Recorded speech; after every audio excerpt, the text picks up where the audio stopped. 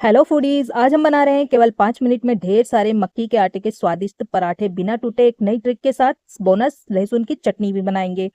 ये इतना आसान है कि ना ही इसके लिए हमें आटा लगाने की ज़रूरत पड़ेगी और ना ही इसे बेलने की ज़रूरत पड़ेगी। तो चलिए इसे बनाना स्टार्ट करते हैं। इसके लिए वीडियो एंड तक देखिएगा और पसंद आए तो लाइक शेयर सब्सक्राइब ज़रूर कीजिएगा। इसके लिए मैंने लिया है यहाँ पर 1 कप मक्की का आटा, हाफ कप गेहूं का आटा बाइंडिंग के लिए, साथ ही इसमें डालेंगे हाफ कप बेसन। बेसन से इसमें बहुत अच्छा टेस्ट आएगा, इसमें बाइंडिंग भी बहुत अच्छी आएगी।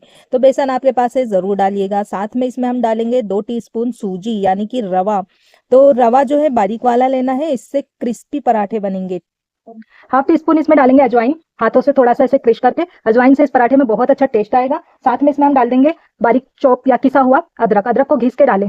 1 टीस्पून हल्दी, हाफ टी स्पून लाल मिर्च के बीजे रेड चिली फ्लेक्स 1 टीस्पून, स्वाद अनुसार नमक ऐड करेंगे। 1/4 टीस्पून यानी चौथाई टीस्पून इसमें हम डाल रहे हैं सेंधा नमक। सेंधे नमक से इसका टेस्ट खुलकर आएगा। अमचूर पाउडर हाफ टी स्पून। सभी इंग्रेडिएंट्स को पहले अच्छे से मिक्स कर लेंगे हम। ये सभी चीजों को अच्छे से मिक्स कर लिया। अब यहाँ पर मैंने लिया है गर्म पानी। तो गर्म पानी थोड़ा थोड़ा ऐड करते हुए इसका हमें घोल बनाकर तैयार करना है। पहले हम थोड़ा पानी डालकर इसकी कंसिस्टेंसी चेक करेंगे गाढ़ा, फिर थोड़ा और डालेंगे। पूरा पानी एक साथ मत डालना वरना ये पतला हो सकता है। थोड़ा पानी और ऐड करेंगे हम और इसे अच्छे से मिक्स कर देंगे। इसे हमने घोल लिया और ये देखिए इतना रनी है, बहुत ज्यादा गाढ़ा नहीं घोलना है। अब इसमें हम डाल देंगे 1 कटोरी चने की भाजी। ये भाजी मैंने बारीक बारीक काट ली है।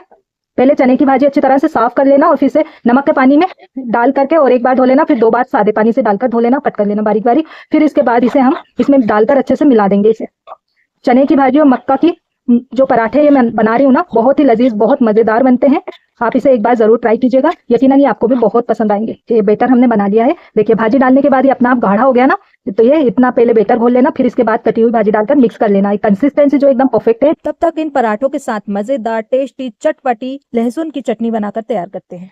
चटनी चटपटी सी बनाएंगे, इसके लिए यहाँ पर मैंने ले लिए हैं ये लाल मिर्च, बीच बीच से काट लिया। इसे मैंने 2-2 पीस में कट कर लिया है और 7-8 लाल मिर्च ले लेना है। ये ताजी लाल मिर्च है। और 1 टीस्पून जीरा, 1 टीस्पून सूखा साबित धनिया और 15-20 कली लहसुन की।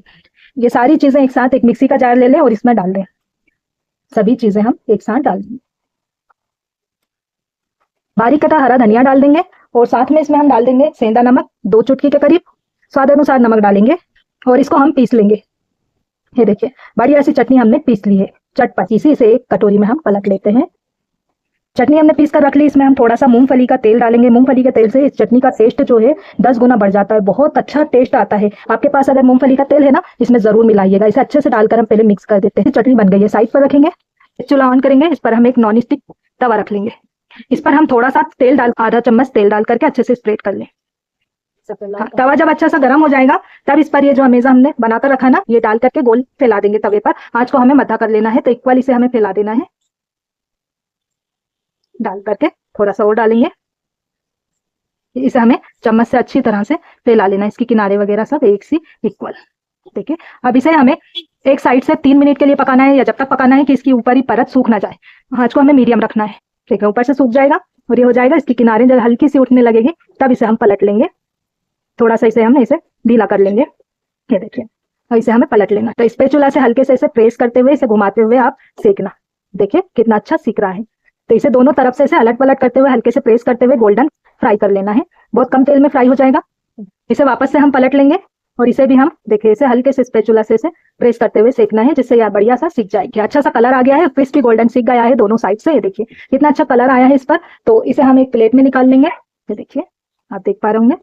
सेम तरीके से बाकी के भी बनाएंगे। इसके लिए तवे पर हाफ टी स्पून तेल या मक्खन, जिसमें आप इसे बनाना चाहें, डाल करके फैला दें अच्छे से। और फिर अमेज़ा 1 से 1.5 चम्मच लें और तवे पर डालकर इसे गोल साइज में फैला दीजिए, पतला और एक जैसा। आंच को धीमा कर लीजिए।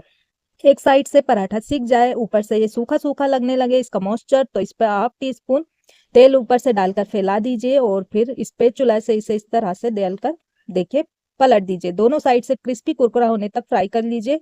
बहुत ही मजेदार और टेस्टी लगते हैं ये पराठे। चटनी के साथ तो मैं क्या बताऊं, इतने मजेदार कि आप इसे बनाएंगे ना तो आप खुद ही जानेंगे इसका टेस्ट कितना टेस्टी होता है ये।